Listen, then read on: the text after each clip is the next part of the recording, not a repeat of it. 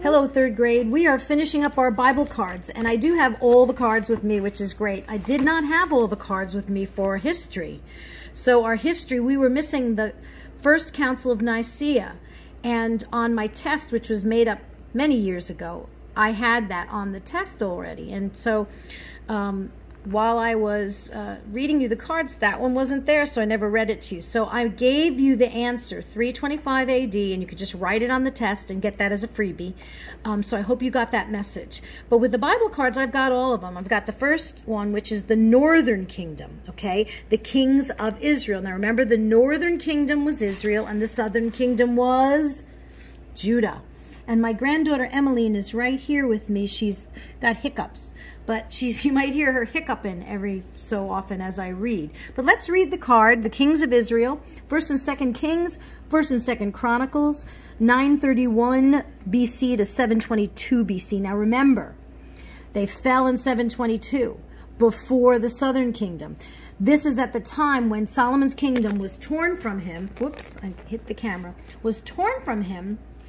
But it was not yet the exile. The exile came after the kingdoms fell, okay? This wasn't a great period of history in Israel. After a beautiful time of history with Solomon, a time of peace and prosperity, this is not a good time. So right now, there's problems with the Canaanites and the Assyrians and the Babylonians and all of that. So the Northern Kingdom first. The kings of Israel ruled over the territory occupied by the 10 northern tribes. These tribes had not been as faithful as Judah in the conquering of the Canaanites in their regions, and so they were more quickly corrupted by the pagans. Solomon's servant Jeroboam was the first king of Israel. No righteous kings ruled over Israel, and so it fell earlier than Judah. And we remember that because we know the date of Judah was what? 586 BC. So that was a lot later. Hosea was the king when Assyria conquered Israel. A few years before the fall of Israel, the kingdom was so weak that they were paying tribute to Assyria.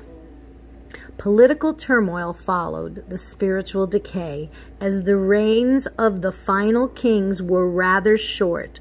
Also, there were splits in the northern kingdom as more than one man claimed to be king. So that's the northern kingdom.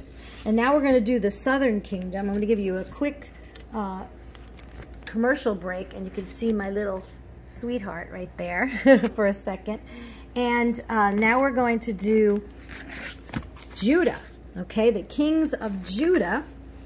Now, the kings of Judah, okay, wasn't the same as the kings of Israel. The kings of Israel, there was no good kings.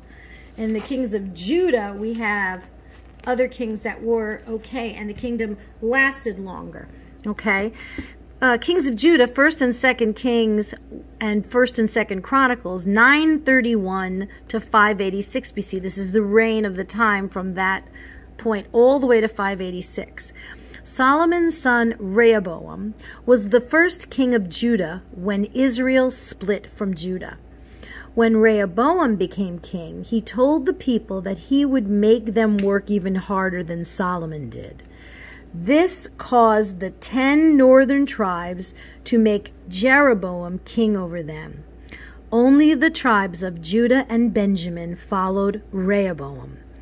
During Asa's reign, some of the Israelites living near Judah joined the southern kingdom because they saw God's presence with Judah. The southern kingdom did have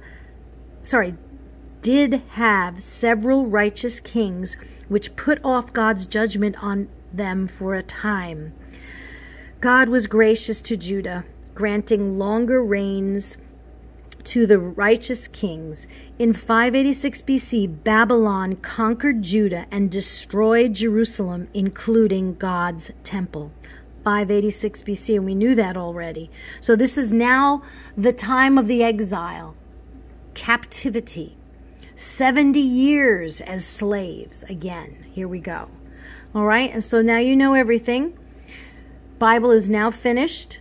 I'm looking towards some competitions perhaps next week. I don't know how I'm going to do it yet. I'm still working on that, but I'll talk to you soon. Bye-bye.